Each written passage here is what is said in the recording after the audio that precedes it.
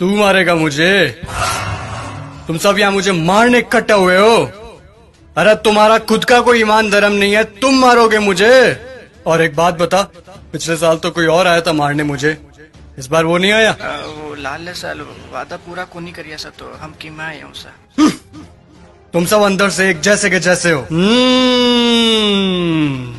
ठीक भीड़ इकट्ठी हुई है मुझे मारने के लिए आज। मैं माता सीता को लेकर गया था, इसीलिए मारने के लिए इकट्ठे हुए ना तुम सब आज। हाँ, मैं मानता हूं मेरी गलती, लेकिन माता सीता को किसी कारागृह में नहीं, सबसे उत्तम वाटिका थी उसमें रखा था मैंने। और हाथ लगाना तो दूर, गलत नजर से देखा तक नहीं था मैंने माता सीता को।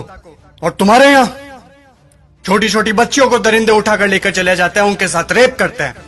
उनको तो तुमने कभी ऐसे इकट्ठा होकर जलाया नहीं।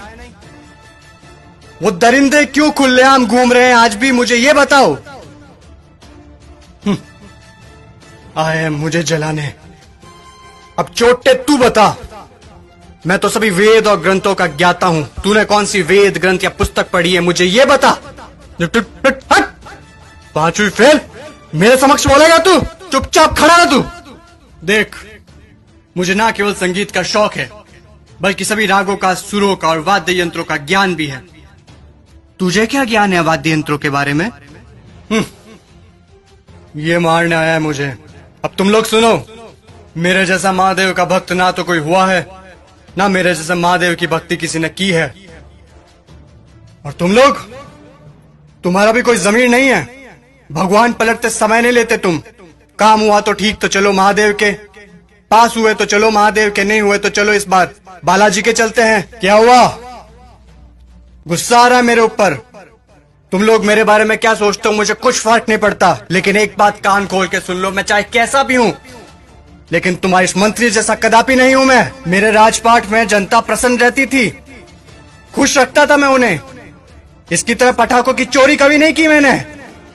बोलूं, बता दूं सभी को, ये दुष्ट, ये तुम्हारा मंत्री दुष्ट एक नंबर का, ये कागजों में लिखता है कि रावण दहन के लिए 50 पेटी पटाखों के लगे, और लगा था 5 भी नहीं है। ये सब इसके घर पे जा रहे हैं। और तुम लोग क्या कहते हो?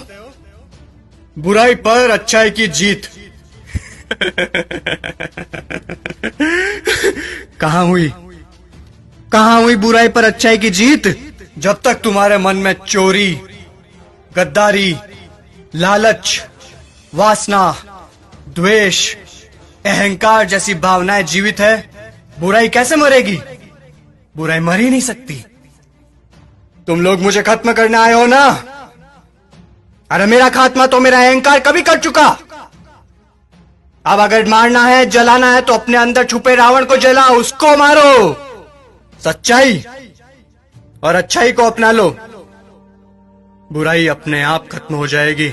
और अगर तुम मुझे जलाने के उद्देश्य से ही आए हो, तो मैं तुम्हें बता दूं कि सिर्फ छोटे बच्चे ही आज की तारीख में मुझे जला सकते हैं, क्योंकि उनके अंदर चोरी, गद्दारी, लालच, घृणा, वासना, द्वेष, अहंकार जैसी भावनाएं नहीं है।